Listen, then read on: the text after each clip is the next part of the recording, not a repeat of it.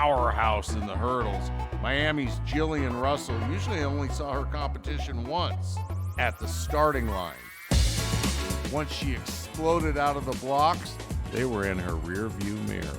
Russell's victory in the 100-meter hurdles at the 1994 NCAA Division I Championship, for example, was by an astonishing margin of 0.40 seconds, the largest in the event's history. The school's first track and field athlete, male or female, to win an NCAA championship. Russell claimed her initial national title as a freshman, and she just kept going. She outpaced the competition for 5 national championships in all, including 2 indoors at 55 meters. By the time she was a senior, Russell had earned the distinction of becoming the first woman to win 3 Division I 100-meter hurdle titles. Hail, hail to this hurricane as Miami's Gillian Russell joins the Collegiate Athlete Hall of Fame. We got a lot of big smiles in this room, but this is one of the best right here. When it comes to your track resume, what do you consider your greatest accomplishment? That's really difficult to say. It's like asking which one's my favorite child. I enjoyed every one of them. One of the ones that stands out to me was my victory in Kuala Lumpur, Malaysia, at the Commonwealth Games in 1998.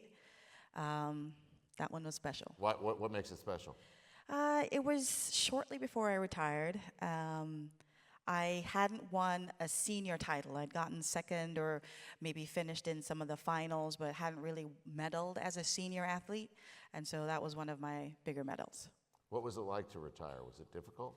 It was, because I didn't formally retire. I retired in my mind, but I hadn't really said that I was going to retire.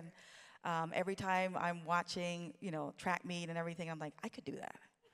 Like, I could still do that. Like, maybe I could go back and do that. So, yeah. Background in ballet and a black belt in karate. Yes. How did those two disciplines intermingle with your track prowess? Well, we're hearing a lot of throwbacks to the VHS tapes, and that's actually how I learned to hurdle, watching other athletes on tape hurdle. So the ballet was helpful in the flexibility with that. And the karate, also you need a lot of aggression when you're hurdling, so that was a good mix. Are you going to go see Karate Kid Legend, the new one? Yes. You excelled in the classroom also. What's your advice for any young people or parents of young people that might be here when it comes to you've got to be able to balance the books along with the bursts of speed? Just to, be supportive of your kids. I'm actually also a middle school math teacher at the moment. So I know how important it is for the kids to have support at home.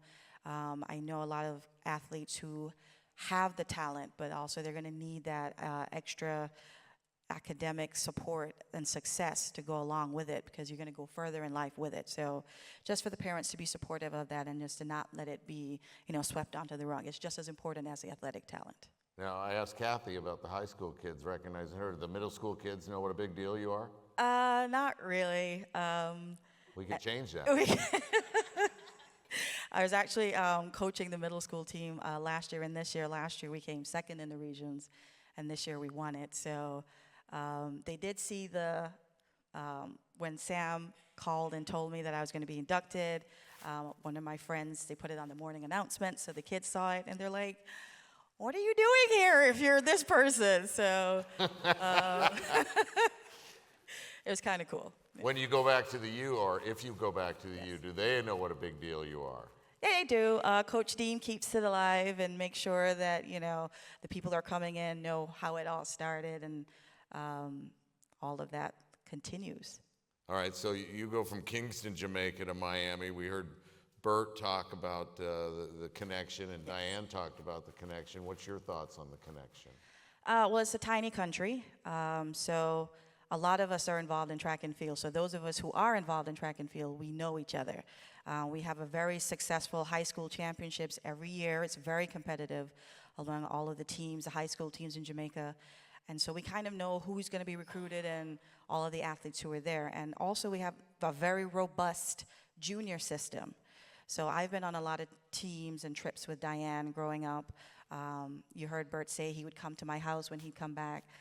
My father is very involved in track and field in Jamaica, so he was able to support a lot of the athletes just in terms of giving them advice or helping them with anything that they needed. And so I grew up with that. I was always around it.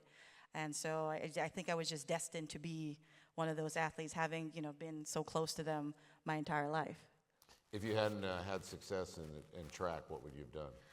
I don't know, math teacher is kind of up there with, all of these accolades and everything like that.